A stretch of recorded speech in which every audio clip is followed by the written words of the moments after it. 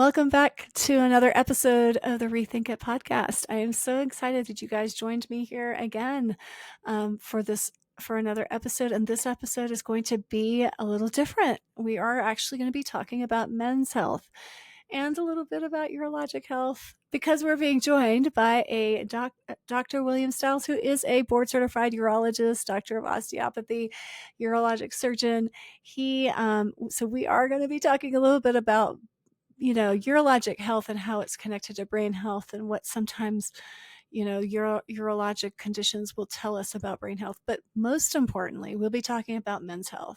And for all those fierce women who are fighting for their families, who are listening in on this podcast, I hope this talk and this episode is really empowering for you to help serve your family, especially the men in your life, better. And for all you men listening in, thank you for listening to me talk about all the things I talk about in brain health. But I hope you feel heard in this episode, and I hope that you feel more empowered with the things that we share today in this podcast. So let me introduce Dr. Stiles. He is not coming on this episode alone. He is being joined by his beautiful wife, who is also the co-founder of the current practice they are in, and the client coordinator for all the clients that make it through their practice. So Dr. Stiles is a doctor of osteopathy, a board-certified urologic surgeon, board-certified functional health medicine practitioner, a doctor of naturopathy, and a men's health expert. He has over 20 years of experience and has treated over 30,000 patients in that time and performed over 15,000 surgeries, you guys. So today he champions a holistic natural approach to health in his virtual clinic, where he utilizes only natural methods. Go team! His practice leverages cutting-edge technology, precision labs, analytics to help identify root causes of dysfunction, not just Band-Aid stuff, right? He also has helps to develop very personalized wellness programs based on those findings. It makes medicine be the way medicine should have been. Dedicated to preventing medicine, Dr. Stiles focuses on shifting the whole concept, the whole mentality and mindset that we have today from that reactionary symptom-based care to a more proactive strategy that optimizes health and longevity. Now, Blair is a dedicated wife, but that is not where it ends, friends. Oh no, that is not where it ends. Blair has 20 years of experience working in wellness. She is a dedicated wife, of course, and a wellness practitioner in her own right, and has been a nurse for many years. She's the co-founder of their thriving practice. It's a precision wellness clinic in Florida, with nearly 2 decades of experience alongside her husband, Dr. Stiles. She has been instrumental into the development and success of various medical practices that they've been a part of. And this has culminated in their latest venture, which is in the virtual health services industry. So as a mother of 3 beautiful children, she brings that compassionate side you need in every clinic and that nurturing approach to her work, and is driven by a deep passion for helping people discover paths to better health. That is why these guys are joining me, because they are my people. So Blair has an unwavering support for her husband and for clients, and a very collaborative spirit. And she helps bring the team together to provide that personal, effective health strategy in their concierge health practice. And I am so glad to bring you guys both Blair and Dr. Stiles today. You guys are going to love this conversation. You get a little bit of both perspectives, the husband and the wife. How did he see his health journey? How did she see his health journey? How does he see men's health, and how does she see it? This is a great conversation to listen in on. I'm so excited for you guys to join me. Enjoy this talk. Hey guys, welcome to the Rethink It podcast. Blair and William, I'm so glad you guys are here. I think the audience is probably excited after sharing your bio to hear from you guys. We have a lot of different perspectives. Both of you, though you're married and you share children and practice together, both have very different perspectives on even health and how we approach it. Not differing in the sense that you guys have completely different views on it, but different views of the same thing, right? And that's why I wanted you both on, because I think when we bring you a doctor in like me or you, we kind of nerd out a little bit and get stuck in the weeds sometimes. And it's helpful to have that other perspective come in and share kind of from the view of the practical parent and partner, to give us kind of balance this out. So that's the goal today. So I just wanted to give you a chance to say hello to the audience and start off by giving us your story and how you got into holistic health. Yeah. So, trained traditionally and spent really my entire life, focused on becoming a urological surgeon and spent a lot of time and energy doing that. And then spent the next 15 years dedicated to building new practices and really the just the day-to-day work that goes along with being a urological surgeon, taking care of those issues surgically, and did so for 15 years and enjoyed it, loved it. And then, as I kind of say, I kind of had my oh shit moment, and it was my body literally shut down. And I hear that a lot. I actually had a yeah. colleague at the hospital who recently had to take a sabbatical, Mm. and he was he just started anesthesia. He just finished his residency, but he had been working it's hard work to get to where we are, Yeah. or where you guys are. I didn't do medical school, I did PA school, so it's even harder going through what you guys do. Longer hours of no sleep and beating your body up. Yeah. So it's not a surprise to me when you guys hit a Yeah. health crisis. I I mean, think a lot of times it's it's missed. Like, right? Oh, well, I'm just aging. yeah, and Right. that's what it was. I was, what I could do in my 20s and 30s and early 40s, which was literally just crank out work. I just couldn't do it in my late 40s. And, there were hidden health issues. That's the thing. It's not just burnout and stress and all this stuff. It's like there were actual health issues that I, Sure. I really didn't have any idea about. And so, you Mm, you go into this saying, like, man, I'm like sick, I'm ill, I mm, got some medical issues that need to be identified. And that was the aha moment that I talk about, which is, learning about functional blood chemistry and advanced testing and stuff that I had no idea was even out there. And when I was, right. just looking at my own health, trying to get answers as to what was going on with my own health, finding these answers and just literally being blown away with the amount of Information. I, f- information. Yes. And I felt like the first time I looked at a functional panel, I was like, this is like pre-med. This pre-med stuff, like biochemistry, organic, like just the Krebs cycle. yeah, I was like, uh, wait a minute. yeah, Like I dumped that a long time ago. I gotta yeah. revisit that.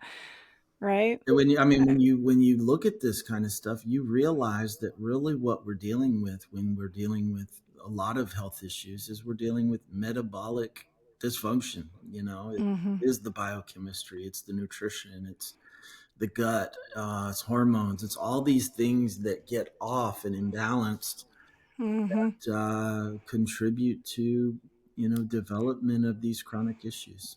Yeah. Yeah. So I'm going to let Blair fill in the gap a little bit on the timeline and give us her view of that story, the same story of how you guys got here, because you guys work together in a practice. Definitely, you don't get one without the other, because you're going to see a lot of Blair if you go see Dr. Stiles. Yeah. So why don't you fill in the gap a little bit on that same story and tell it from your, being his partner and seeing that that journey and even walking it. I'm sure you had things you want to share with your family and stuff like that. Yeah. So, I guess, being a surgeon, being in medicine is extremely demanding. Um, and I mean, I watched him work extremely hard, 80-hour weeks and more. Um, Mm-hmm. and And what is your background? oh, yeah, I am a nurse. Yeah. Yeah, we didn't meet on like a Grey's Anatomy kind of situation. It was a blind date. So it was, but yeah, you swept me right off my feet. And yeah, so I've been working as a nurse in the hospital and then helping with our various medical practices over the years. So we're definitely coming with two people who are heavily ingrained in the medical system, medical mindset, Western medicine view of health. Yeah. Yeah, yeah, I get it. So I just wanted the audience to know that bit because it's really important. We're talking to you guys about holistic health today, and you know, we don't all come to it the same way. So, Hmm. but go ahead and finish that story. Yeah. So basically, um, we started a family pretty early, and he was working, long hours and had his own practice, and we were just, getting started in life, and early on, I feel like we lost our child. She was a year old, and she just died unexpectedly, and we I'm didn't so know sorry. we didn't know why. And so, I mean, when you have something that traumatic hit suddenly, I think, it does something to you, um, Sure. that is, you just don't even know how to approach that. And Right. um, so over the next several years, I feel like we handled that as best as we could, as best as Mm-hmm. he could, but the job still demands, and Mm-hmm. people are still sick, and Mm-hmm. he had his own practice for a while, and then he basically shouldered that burden, Mm-hmm. um, and so I think I think something that gets overlooked in medicine is the emotional and the brain health, and how your experiences in life impact your biological manifestations, if you will, Right. and Your how that health. contributes to your Yeah, health how it contributes to your health. 100%. and, Yeah. and health demise, in fact. So Mm-hmm. just the burden of stress and the burden of anything emotional like that. And, as a medical professional, you have to leave all of that pretty much at the door. So you Mm-hmm. compartmentalize and you learn to move Mm-hmm. forward. So he could perform surgery at, his And be level. engaged in the patient every day. Yeah. Right. And so Yeah. I feel like over time, that's something that, shouldn't ever be overlooked, basically. Mm-hmm.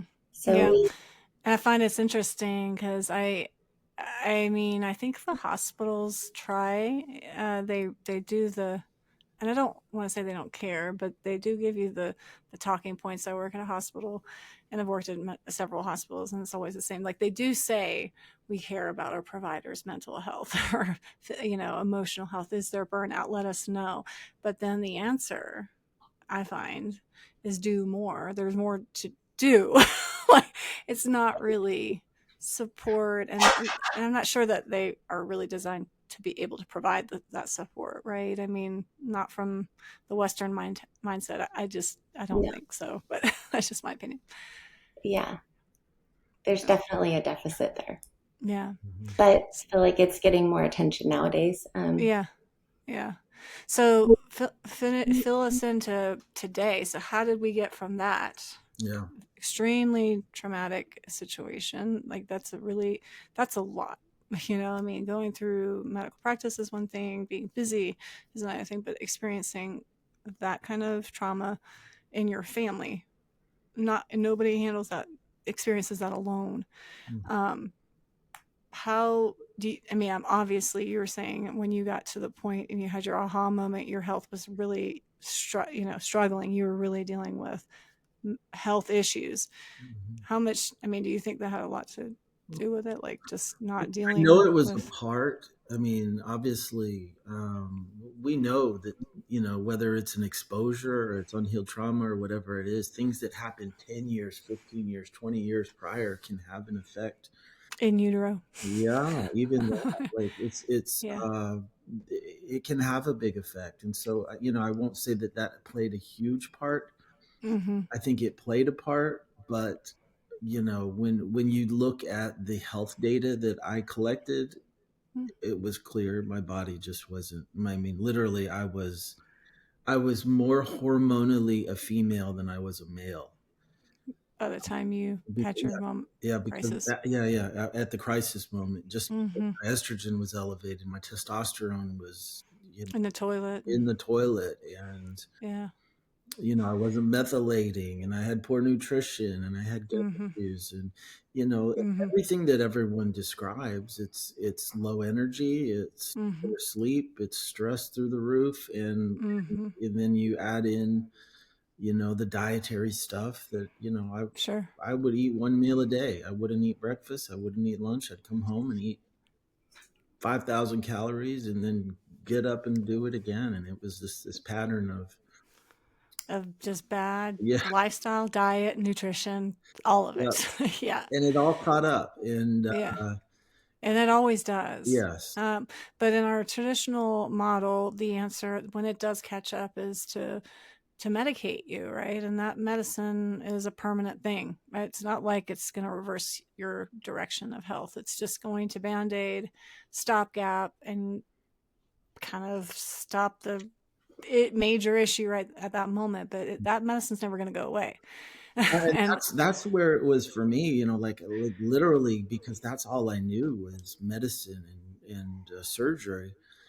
I didn't have the training to understand nutrition or integrative health and all of this stuff. I had to go learn that stuff, and once I started learning it blew me away. It's like this is real health. This is how yeah, you get people healthy. This is how you take someone that really wants to get better and optimized with their health, and you have to find out what's going on, and right. because of technology, it's there, it's right in front of us. We literally can look inside of our bodies, find out what's wrong, so that we know what's working and what's not working. And So at what point did you make the big shift? Like at what point was it like, okay, whoa, I missed this whole gamut of health. Like I've got to stop and regroup here. Mhm, I'm having my exit. Like for me, it was like I had an existential crisis. Like, okay, I did all this training, I had all this education, and why do I even have this education when this isn't the answer? The other thing is the answer. Like mhm, I struggled with my identity a little bit as a PA and then anesthesiologist assistant. Like I didn't know what to do with myself. mhm. At what point did you have that moment? Like, I mean, for me, when I started getting better, when I started feeling better, I said, man, did you go to a practitioner? Like, did you go to a holistic practitioner? Is that what happened? Like mhm. you're like, I'm not well. Why did you go to holistic practitioner or Well, I integrative knew or? I knew the chemicals were not going to fix a metabolic issue. I had all these Mm-hmm. metabolic issues, and I knew chemicals were not going to fix it. And Mm-hmm. I knew I needed, I'm an osteopath, and I know that whole body is really where it's at. And Mm-hmm. if I went the traditional route, I would have been put on 10 medications, and Mm-hmm. I Mm-hmm. didn't, in that where I was, I really didn't want that. I wanted to fix the issues so that my health, would be where it needs to be.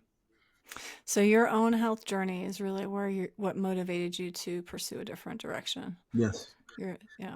What about you, Blair? And when William was going through all that, what were you experiencing? What was your family going through? You have three boys, is that right? No, we have two boys, Two and boys. Okay. it was yeah, another daughter. So Mm. um, I mean, for me, it was quite a different journey, I guess. Mm-hmm. I I think after our daughter died, I gave birth to our son shortly after, just a few months later, and Mm. um, Oh my goodness. so the Wow. fear, to be honest, it was the fear of losing him also, Mm-hmm. because she was a perfectly healthy 1 year old. I mean, there was Mm-hmm. really no reason for any of that. Mm-hmm. Certainly that nobody Mm-hmm. could find. And so the the real threat of death was quite, it was there all the time.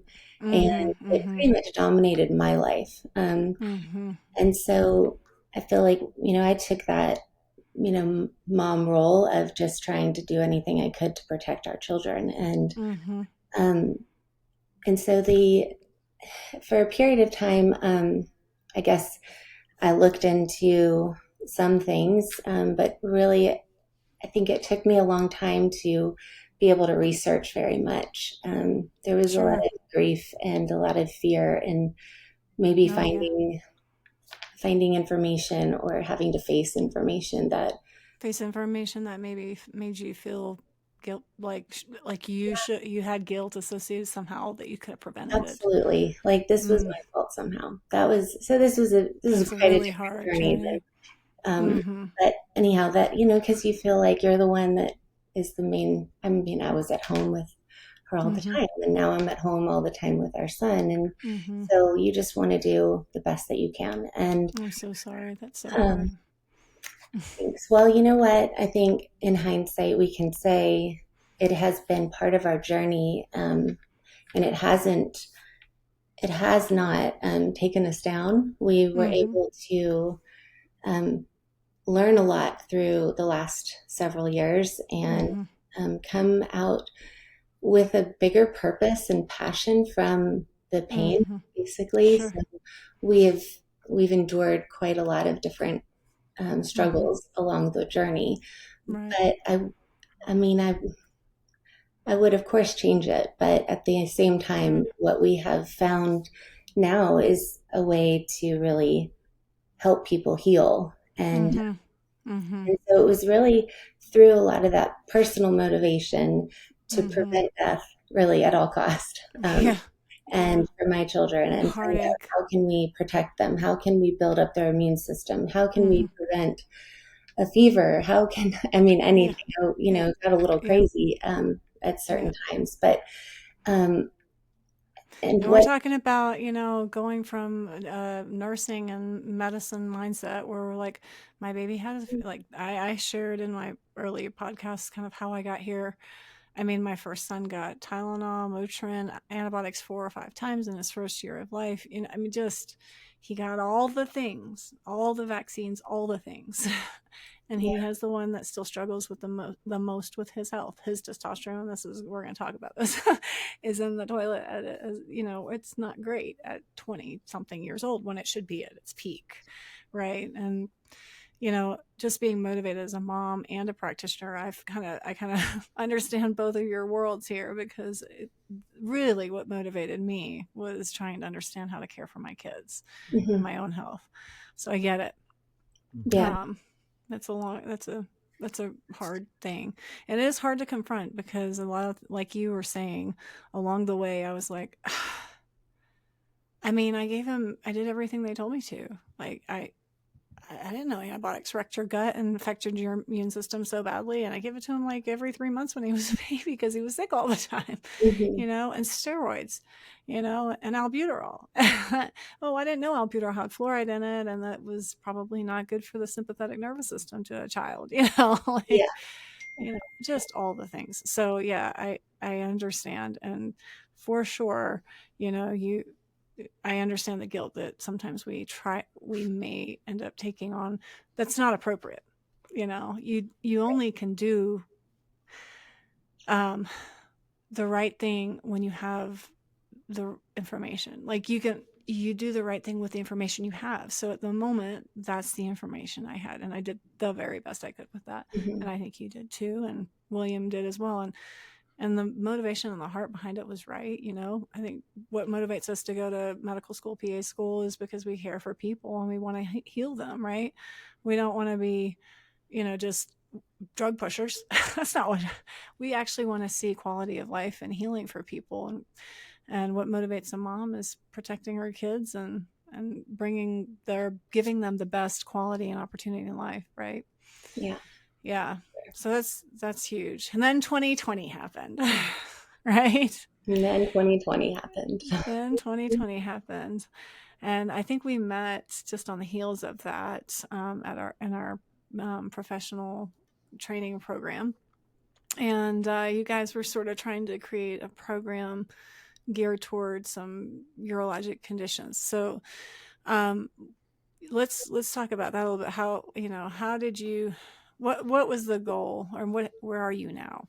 Yeah, I mean, so for me, I was just looking for answers. I was in that place where I knew that health was available. I knew technology was there, but I really needed more understanding, Mm-hmm. and more education and learning all this stuff. And so, I went to conferences and learned, and I think that's where we ran into you Mm-hmm. at one of them. But really, just looking for answers, Mm-hmm. um, Mm-hmm. ways to help. Um, Right. and when you look, you find, and Mm-hmm. certainly the The information's out there, isn't yeah, it? information is out there. And for Mm-hmm. me, I had to learn, I had to unlearn some things, I had to relearn some things. Mm-hmm. I think the kind of where we're at in the world right now, I think it's so important to do those three pieces, which is Mm-hmm. continue learning, unlearn what we've learned, wrongly, and then relearn some things that from that we've already learned. Right. Right. This continual cycle of Yeah. learning and education Do and growing. do you find, because this is something sometimes I'm like, gosh, I wish I could just stick my head in the sand. I wish I didn't know this. Like, I wish I didn't have to be responsible for this information. Like, Hmm. do you ever feel that way? Yeah, Like, man, definitely. ignorance would be nice again. I wish I'd have a little more ignorance. Yeah, I mean, I think it's I don't know. I don't know what I'm. Yeah, it's okay. Do you ever feel that way, Blair?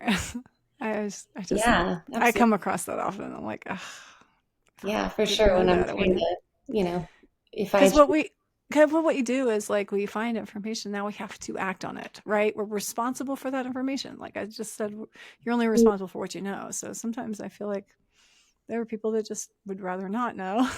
there are a lot of people Because that rather not know. yeah. Yeah.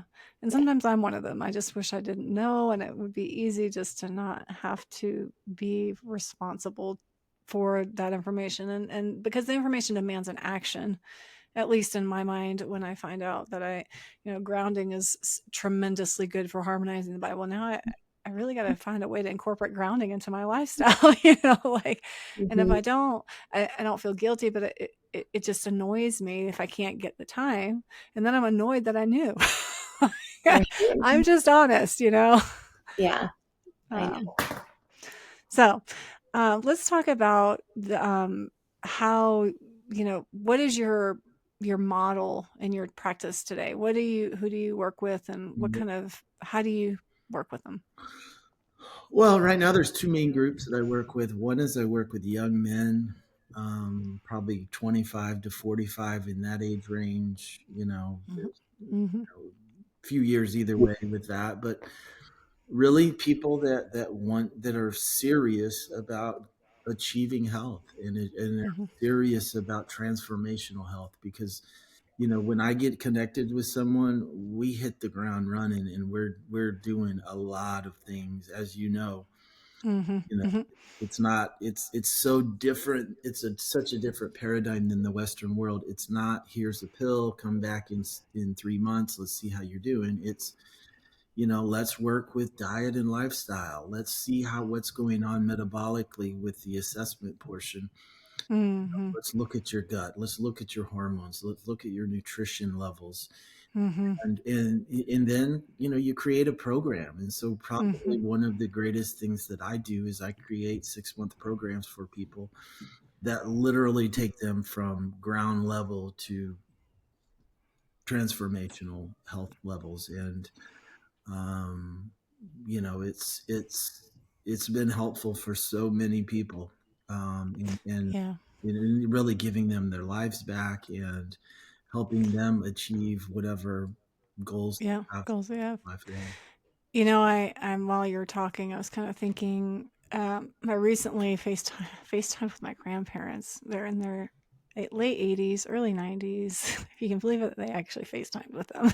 Like, I was impressed that they could handle that technology. But Yeah. but I'm watching my very previously very vibrant grandmother. She's just a very strong, tall, beautiful Norwegian woman, just gorgeous and bright, just always reading.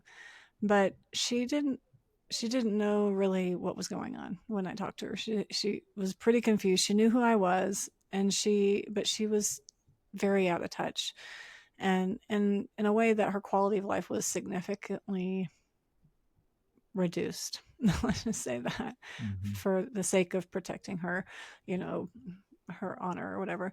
My grandfather, this is really what I was thinking about you. Is he's going through a second urological surgery Mm-hmm. coming up soon, because he's constantly having bladder issues Mm-hmm. and stones and things like that. And what I found with him was that he was actually very, very, very mentally sharp until his first urologic procedure, which I was thought that was very odd. I don't know if it's sepsis, inflammation, what, is it anesthesia? Is it, Mm-hmm. uh, I just thought it was interesting to notice that he had such a decline after something that seems to be a seemingly small and minor procedure. Because at least in my world, when I do urology, these cases aren't very long. They're not very complicated unless we're doing some big prostate or kidney resection or something like that. The majority of the cases are pretty short and benign seeming. Mm-hmm. But to have such an impact on the mind and the brain after something like that was surprising to me. And it isn't the first time I've seen it, because I had a client with a very similar story. Her first decline mentally was kind of after a urological procedure. So I'm using the story kind of to bridge into what I want to talk about just for at least a few minutes. Is there is a connection, I know, because I did a little bit of research on it, between urological health, and since you're a urologist, you can speak to this, and brain health and longevity, right? Mm-hmm. So can you touch on that a little bit? Yeah, I mean, everything is connected. I mean, we think of our bladder as this organ that just, hey, tells us how to, I got to go to the bathroom, and you run and you empty. But it's Mm-hmm. such a complex process. It actually starts up in the midbrain in the pons. It, signals, go down from the brain to the spinal cord, and there's up and back communication with these nerves. Nerves tell Mm-hmm. muscles what to do, and relaxation of sphincters, and bladder, detrusor, actually bladder muscle contraction and relaxation and evacuation. It's a very, very, very complex process. Mm-hmm. And that can get interrupted, just like, Mm-hmm. take a stroke, for example. Someone has a stroke, depending on what part of their brain it affects, sometimes the result is the bladder being unable to contract. And again, it's a Mm-hmm. nervous insult that's affecting the bladder. Mm-hmm. And then, there are many urological conditions that are nerve centric or brain centric from Mm-hmm. where they. Now, but does your the health of your urological system affect your brain? That's, I guess, more of the question for me. Mm, And is there a correlation? I mean, we'll go into IC for a second, just because I know that you do work with those people, and that's a very difficult population. IC is interstitial cystitis, and I mean, it was very common when I was in practice. It's when your bladder just contracts and makes you feel like you gotta pee, and you really don't, and it happens all the time, and it's very uncomfortable. Am I covering that well? Is that about how you describe IC? I would change it up a little. You you change it up a little because you're a urologist, so give me the urology perspective. uh, it's a very, very, very complex condition that is, I think, in the Western world, it's poorly understood. Mm-hmm. Like when I learned all of this stuff about functional and integrative health, the IC population was probably the group of people that I said, oh man, these people need what I know better, more than anything else, Mm-hmm. because they're in a system that they're just not able to get better. Yeah. And I know that system because I was that doctor, I was that surgeon that really could only offer chemicals or pharmaceuticals in surgery. Mm-hmm. It's just not enough. I mean, Mm-hmm. when you now take, like the tool bag, you use the tool bag as an analogy, and you say, Mm-hmm. if you have other tools other than just pharmaceuticals and surgery, Mm-hmm. you can help people with a condition like this in tremendous ways Mm-hmm. that are not. able to be done in the Western world. And a lot of Yeah. that, you get into the nutrition, you get into the gut health, you get into the role of the hormones and the immune Mm-hmm. system and all And chronic infections, and that's where I was getting ready to say is in my population. I see all the people with brain health, chronic fatigue. Often they have Lyme, or I'm being referred because they have Lyme. Those people, I mean, almost 100% of them have interstitial cystitis. The Lyme people, and I don't know which came first, the chicken or the egg. Is it we have interstitial cystitis? Oh well, let's just say is the nervous system damaged by the Lyme causing the interstitial cystitis, or is the infection itself causing the interstitial cystitis? What is it? But I know that our Lyme people are Well, You're the absolutely you're the affected. you're the first person that I've ever heard of say there's a connection between IC and Lyme. So, Oh, mm, there you go. I see it all the time. I mean, yeah. all the time. It was the number one complaint that my now 13-year-old had when his Lyme was in the worst situation. Like it was really bad. He would complain about bladder contractions all the time. Mhm, Like, my bladder hurts, my bladder hurts, my bladder hurts. This is like a 9-year-old saying my bladder hurts. mhm, And boy. So it's not like, girls, little girls, we don't necessarily always have the best hygiene when we're little girls, and we're having to learn how to be proper little girls and wipe our bottom the right way. And so it's more likely that a girl, because of just anatomical differences, would contract a bladder infection. It's very unlikely, because of anatomical differences and the way men are designed versus women, that they would get a bladder infection. So for a boy to complain of bladder pain, um, very different. But mhm, yeah, I see it all the time. It's definitely a number one complaint. mhm, mhm. No, So I see. When you look at IC, I mean, you're talking about 3 to 8 million women in the United States and 1 to 4 million men. Like, it's a big wow. proportion. It's a large population of people that they feel stuck. They feel stuck, and a lot of them, it's hard mentally Mm-hmm. and physically to deal with this because these people are literally feeling the urge and oftentimes urinating every 10 to 15 minutes, day and night. It Mm-hmm. wears you out. There's this, and you add pelvic pain to that, and you add this pelvic pain that doesn't have a you know, A name or identification. or a trigger. A lot of times it comes and goes, and there's Mm-hmm. no rhyme or reason to it, and it can just be very debilitating. And Mm-hmm. um, so Yeah. when I work with people like that, again, I take a different approach. I want to get data. I want to find out metabolically what's going on in the body. Mm-hmm. And again, I just look at it from a completely different lens, and then use diet and lifestyle and supplements to uh, Mm-hmm. help the body function better. Is really Help the body heal itself. That's how I usually say. The body's able because God created it in this beautiful, complex reflection of Him, and we know He's infinitely, infinitely complex. We can't even put our head around the Creator. So if we reflect His image in any way, the body's intricate nature makes sense to me, right? To me, it does. As a believer, it does. So the body has the ability, with those tools that God gave it, to heal itself when given the right tools. The problem is that we don't have we don't usually have the right tools. Our body's pretty depleted, pretty deficient in a lot of areas. So it's not able to do the thing it was designed to do. What I think is really great about your practice is that you guys work together, as to help your clients. You're kind of the doctor in the practice, and you get your eyes on the science and the protocols. But Blair, how do you come alongside William and help your clients? I feel like you're acting like the coach in the practice, and the everybody, all the support. Yeah, I like to talk to people, and I like to, interact and pretty much walk alongside them and help them, troubleshoot through various different, struggles they may have and how to get through them so that they can be successful. So Mm-hmm. pretty much William is the brains of the of the practice. He can develop all of the personalized plans and Mm-hmm. um, do a lot of the testing, Mm-hmm. interpretations, and Mm-hmm.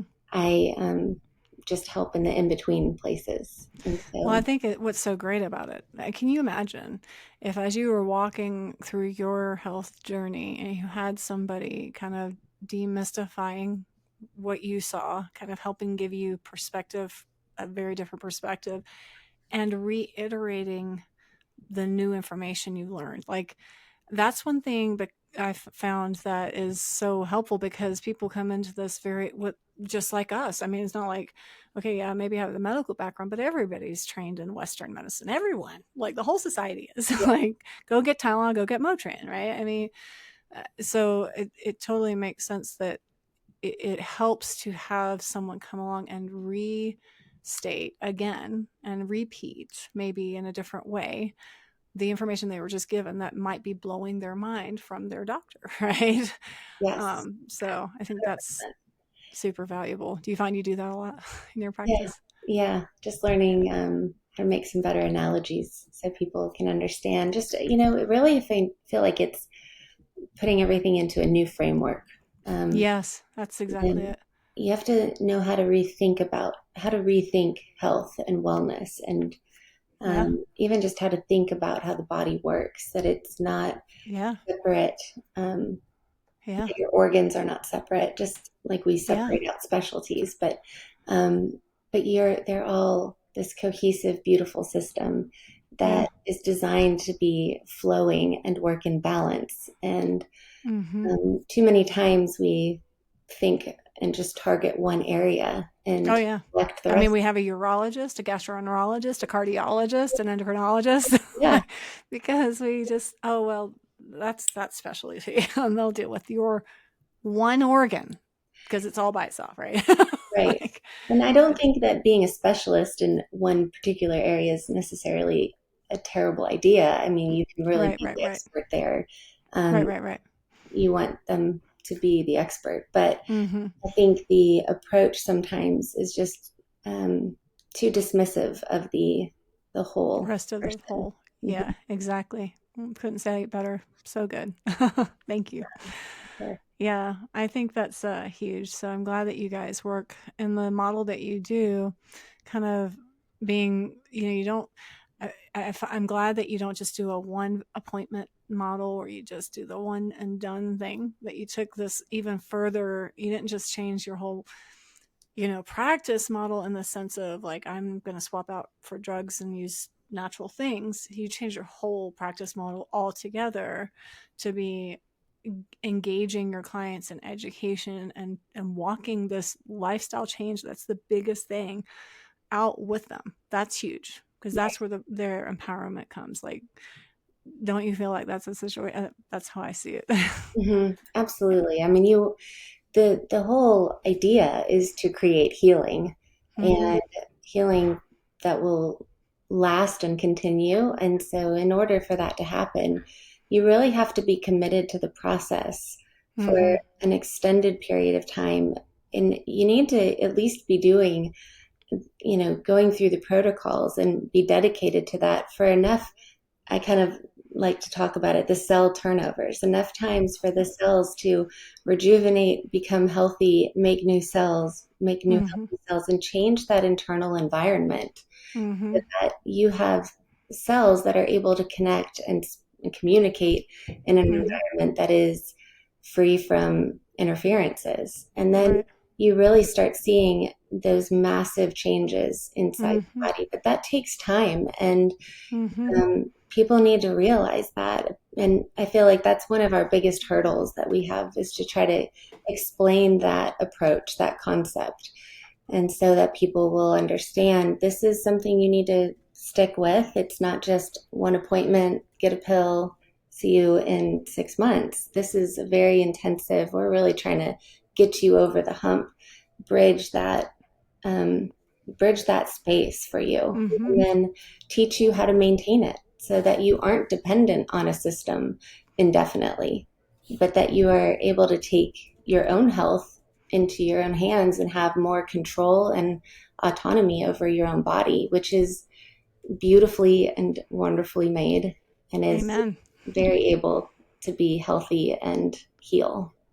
Exactly. I mean, I like to remind people that it takes about, depending on your age, anywhere from 28 to 50 days for you to shed your old skin and get brand new skin, like brand new skin. Like we're talking just skin. This is the external. The Yeah. liver, I've heard people say that you can actually turn over all the cells in your liver and have a basically brand new liver within 18 months. Mm-hmm. Mm-hmm. Now I don't remember. It was a medical doctor who said that. I don't know the source, so I hate to not give credit where it's due. But I mean, this is the point that you're driving home here: is that we get new cells that are I like the term hormesis. It's so good because it's a term that means that the cells have adapted to stressors in a healthy way, right? So you get new cells with better hormesis and more adaptable to stressful environments, and who are also now not in as toxic an environment. If we're detoxing and repairing the gut, right? Now we got healthier cells in a healthier environment, and the whole system all communicates better, and we have health. It's amazing. It's amazing how that And works. the other piece is the energetical piece. Amen. It's like when Yeah. cells are loaded down, they don't work, and one of the things that don't work is the mitochondria. So Amen. you're talking about mitochondria that produce ATP, produce energy through oxidative phosphorylation, and when that All this process stuff. doesn't work, Right. your energy is in the tank. And for so many people, I think that's a lot of what they're dealing with. I mean, low Yeah. energy, that's one of the main pieces that we look at when people have low energy. Yes, it can be hormones. Yes, it can be gut health. Yes, it can be um, Mm-hmm. 10, 20 different things, but definitely. But at the root cause, we're dealing with cell danger response, which is a mitochondrial dysfunction, right? And try to tell people, the reality, and this is kind of interesting. I found it fascinating when I stumbled on this. Like, I just like, what? The mitochondria does what? Like, the fact that the mitochondria don't just serve in the energy production side, but also in the immune system side. That's why we have this neuroendocrine, everything's kind of interrelated. They serve as battery sensors. So like, what do we mean? Well, when you have the flu, you have a voltage change across your cell, meaning you actually have a drop in energy, and the mitochondria sense that Mhm. because they're battery sensors. Isn't that cool? I think it's just so cool. And then they don't just sense it, they sense it and they send signals to all the immune cells, and then they leave the cell and become part of the immune system to kind of be backup support. But the problem is that they leave the cell, right? And they become part of your immune system. And now we have this mitochondria acting as an immune cell instead of an energy producer. And that's fine if we're working on these hormesis cells, right? Creating cells that are nice and adapted to stress, these new stressful environments. But what if that stressor never goes away? What if those toxins don't go away? What if the infection doesn't go away? What if you just don't get, that stressor doesn't go away? Well, then the mitochondria stay in that combat position and they don't re-enter the cell. And what that looks like is brain dysfunction, memory issues, fatigue, organ dysfunction, cardiac dysfunction, high blood pressure, all the things, right? All the disease issues. And so, yeah, you're right. The mitochondria. Thank you for giving me that platform for just a second, because I love the mitochondria. But Everything. let's talk about, since you are the brain, the men's kind of health expert here, and my audience does, is primarily women, but they listen for their men too, right? When you say that's true, Blair, everything you listen Oh, to kind of yes, filter of course. affects your whole family. Yeah. Absolutely. Yeah. Yeah. So let's talk about men's health for a second, and give me your, what do you see as the biggest issues that men are dealing with? Mm. I mean, men are different. I mean, we deal with different things.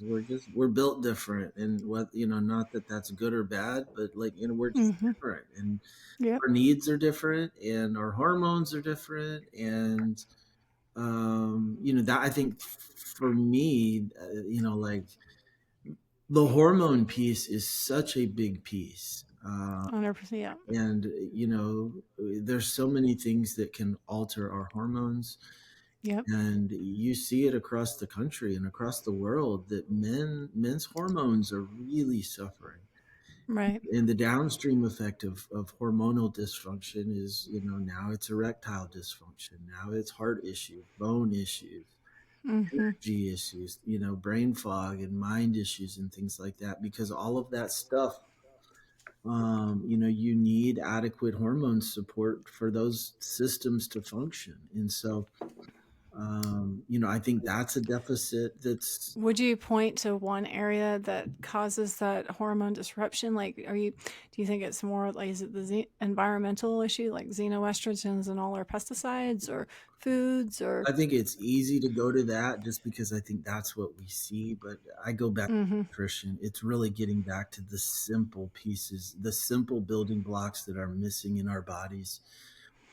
That come from good diet? Yeah, good diet, B vitamins, magnesium, vitamin D, things like that, that we know um, contribute. To help develop the right Absolutely. balance of hormones. But Mm-hmm. in the same sentence, yes, endocrine disruptors, yes, Mm-hmm. radiation. I mean, Yeah. there's so many things that can affect testosterone production.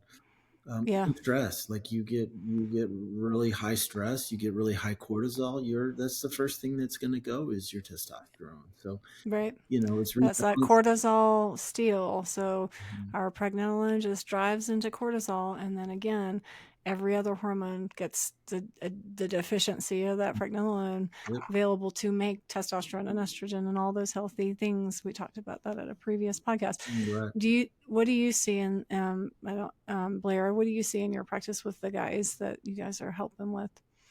What do you think is some of the big contributors that you're identifying alongside William there? Um, Any kind of commonalities that you see among your guys? I certainly see a lot of gut health issues. That is, Mm-hmm. I think that is 100% across the board with most men that we've seen. Yeah. I also see that it's interesting. They are, a lot of the men we work with they have high performing jobs. And so Yeah. it's quite demanding kind of lifestyle, which, you know, I'm not a stranger to. Mm-hmm. And I feel like a lot of times in that space, they're very focused on their particular probably job, more Mm-hmm. than their purpose, and that's their particular mission in life, if you will. Sure. And I feel like there's a lot of men that dismiss the other factors that can be contributing to their health problems or challenges, and that's Mm-hmm. mostly about how to deal with stress.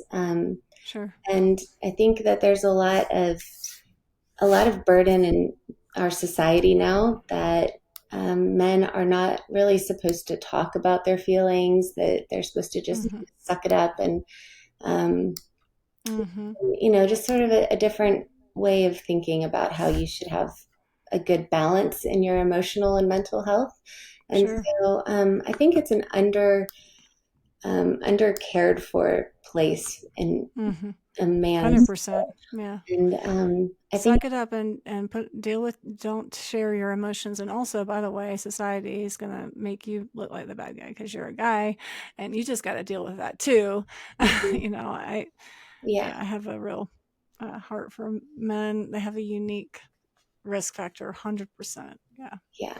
And I see that, I've seen that with William, Mm-hmm. just being a really strong leader in our home and Mm-hmm. a strong leader in his practice and with his clients or patients. I mean, people needed him to be pretty much perfect, all the time Mm-hmm. and on. Mm-hmm. And that is a burden. And I think that over time it can just build up and you need to have good balance of ways to get rid of that stress. And Mm-hmm. I would personally like to change that for the future Yeah. of men because we have two young boys that are growing up in this world. And Mm-hmm. um, I think it's approached quite a bit different. The emotional elements of just how to deal with life is different for men than it is for women, and Mm-hmm. women are given a lot more leniency and encouragement to express themselves. And Oh yeah, yeah, you 100%. know, we're all humans. We all have A lot emotions, more grace. so we Yeah. can find therapeutic ways to deal with that. And 100%. yeah, Yeah, and I think also because, and you can correct me if I'm wrong. I'm not a man, so and feel free to jump in there, William. But I feel like men really identify with their work, and that their whole identity, a lot oftentimes, is tied up in that pro- productivity, their ability to perform Mhm. well in their job. And so when, say, you hit your health crisis, I'm sure it affected your ability to perform well in your career, and then that affected your identity, right? I'm just guessing. I don't know. Correct me Yeah, I there mean, if I'm I was wrong. 20 years as a surgeon, and that was my identity. I woke up Mhm. every day to go do that, and I Mhm. stepped away from medicine. I thought I was going to step away and take a year off and go right back to it, but Mhm. given the circumstances and things like that, it's just I was just put on a different path, and Mhm. mm, it's just yeah. Yeah. And so how do you manage that new reality, like when and how do you do it in a way that honors what you now believe to be kind of the right way to good health for men? Not wrapping your identity in your career, but in who you are relationally, or how do you reconcile that? I mean, I think I still do to some degrees. I still Sure. think that, like what I do is somewhat of my identity, but Mm-hmm. my goal is different. I still think Western medicine and surgery and all this stuff, it's still incredibly valuable. It's still incredibly 100%. necessary and helpful. Yes. And Mm-hmm. it's not like that's not necessary. It's still Mm-hmm. incredibly valuable. It's just, for me, I really saw a place where we could identify issues and be more preventative and be Mm-hmm. more proactive with people's health to prevent these downstream issues from setting Mm-hmm. and becoming these chronic health issues. And like save people from needing surgery Mm-hmm. or Yeah. Reverse course in all areas. Yeah. absolutely. I mean, there's so much. Yeah.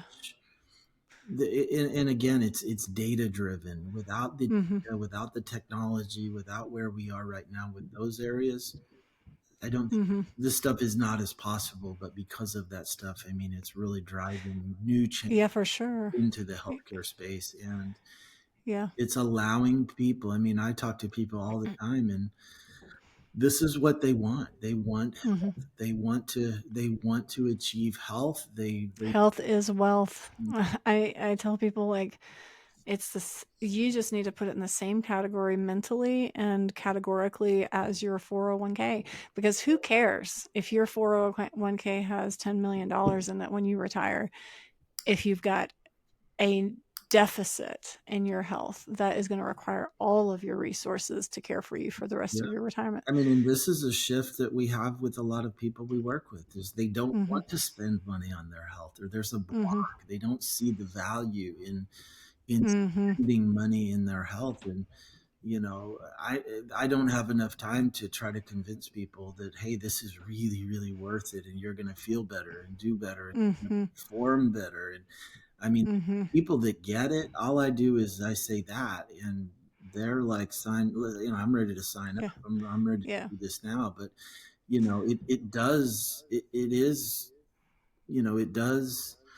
um, it does And require a mindset of of investing today for yeah, tomorrow's gains, right? uh, I'm just taking, hey man, I'm just taking a cue from my financial advisor. Invest today for tomorrow's gains, right? yes, I mean, right? It's the same thing. We're investing. It hurts when I put money into my market, my for whatever, I just say 401k, but my investments, because it's money I could spend today for other things that I might want to do.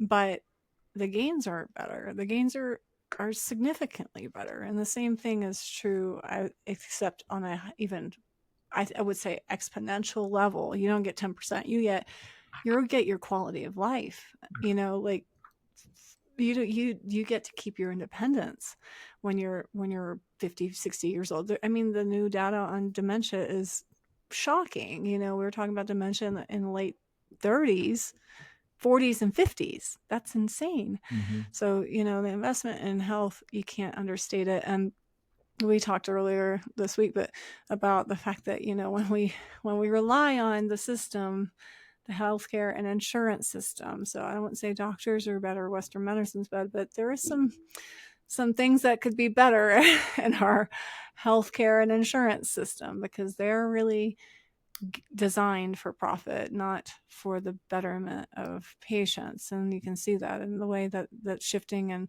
insurance companies are buying pharmacies and doctors and whole systems, and just instead of giving the rebate to the patient, they're giving the rebate to themselves.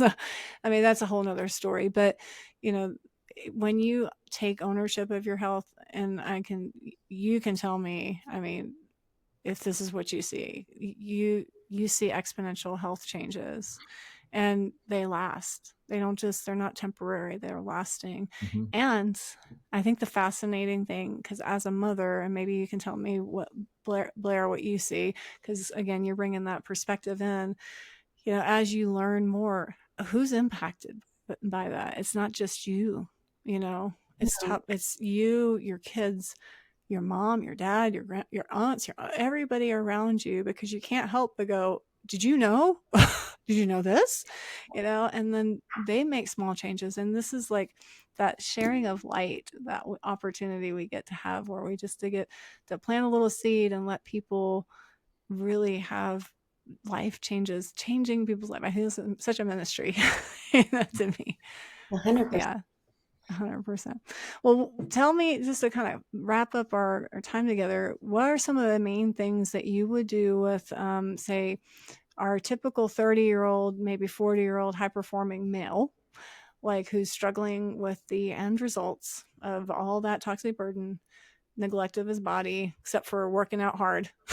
And so I say, the guys work out hard, they work hard, they work out hard, we work hard, play hard, right? They're playing, meaning rock climbing, working out, but not resting. Yeah. Where would you start with somebody like, what can the audience kind of take away and start maybe taking on today that's practical to help kind of shift that mindset?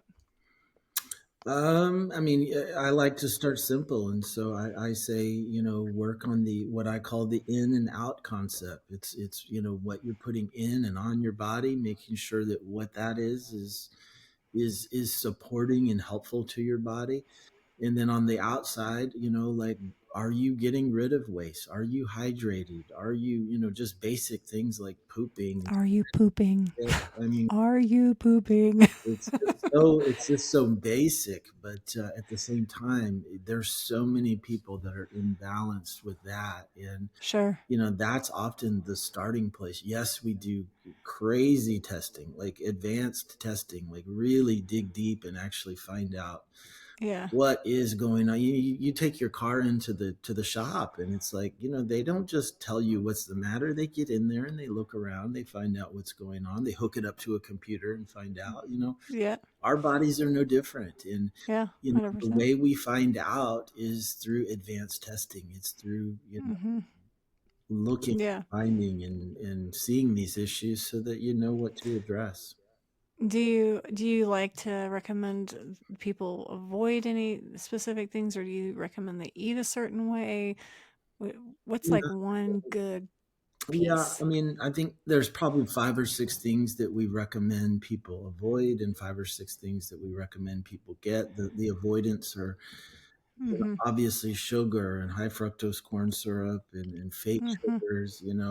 When we're Mm-hmm. looking at healing the body and we're really focused on that perspective, these are the things that I tell people. Hey, just for this time period, Mm-hmm. put these things in here that are going to aggravate it. So it's the sugars and the fake sugars. It's Mm-hmm. seed oils. It's processed foods. It's gluten. It's Yeah. um, What else? Yeah. Any even like food additives and colors, Mm-hmm.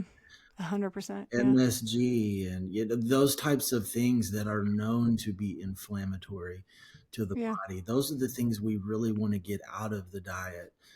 Yep. And then you talk about what you put in the body. Obviously, we want nutrient dense food. Mm-hmm. Getting tougher and tougher for us to get nutrient dense food, and this is kind of Mm-hmm. supplements come in. If we're not getting it in Mm-hmm. our diet, we want to supplement. Mm-hmm. And Mm-hmm. uh, probiotics. There's no doubt that there's data that suggests that probiotics can be beneficial, and not that I think people should run out and get probiotics, because that's not how I do things when I work one on one with people. You, Mm-hmm. that really needs to be prepared, and before you. Is there anything that men kind of naturally, like you were saying, you only ate one meal a day, you didn't eat breakfast, you ate lunch, and you didn't eat dinner? Like, is that something that's common for men? Like, that they would just, something like that, that men, all kind of men are guilty of kind of defaulting to, that maybe um, you would recommend they alter or change?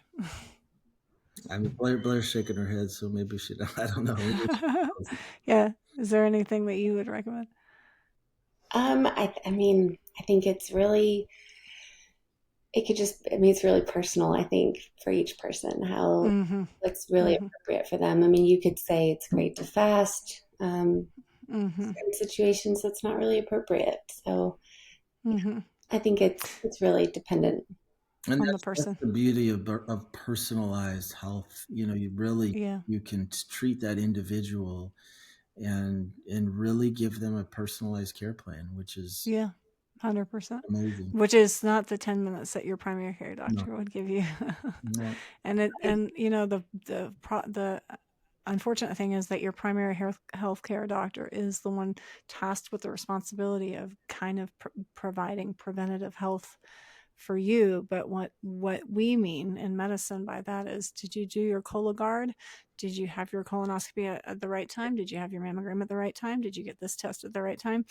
That's preventative health and medicine. But when we talk about preventative health, we mean preventing health, doing steps in your life to prevent it. And everybody's risk strata is a little different, and that's why it becomes so personalized to figure out how to do it. I just want to leave Blair I want one question for you, and I hope it's okay. But how? Because our audience is probably going to be first primarily women who are listening, and they want to help their husbands. How do you recommend women take this information and help their husbands who are, or partners or spouses or fiancés or whoever, take this information and you know take the right steps toward good health? It's kind of hard Sure. being the wife when sometimes the husband doesn't want to Yeah, listen. yeah, I think that's a pretty common situation for sure. Yeah. Um, I mean, I think they can always talk with William, of course. Mm-hmm. They Mm-hmm. That's always easy. He's great, or I can talk to people. Mm-hmm. I think seeing other people, other men getting healthy and being helped Mm-hmm. really is I think, probably the best litmus Motivation. test of whether this is legitimate and worth their time. Mm-hmm. I Yep. think when we see other peers looking better, acting better, thinking faster, and being smarter, or we have Mm-hmm. a natural attraction and even sometimes competition towards that. So, Mm-hmm. I, Mm-hmm. when they see other people benefiting from it, they naturally will want that same benefit. Yeah. So, Yeah. So getting in a group or maybe in a program with you guys and connecting with other guys within the system would right. be definitely a benefit. Yeah. Yeah. So, Motivation. right. Because Yeah. we have helped. We have helped quite a few men Yeah. that are high performers, and they are really floored when they see the results that we're able to get for them in such a short period of time.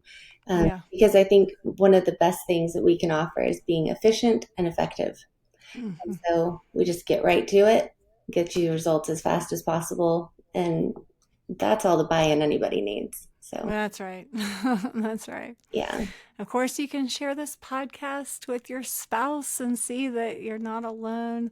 Maybe let somebody else share the information, because sometimes coming from your your wife, it's like, yeah, okay, you're telling me to eat all the time too, and you're telling me to clean up my clothes.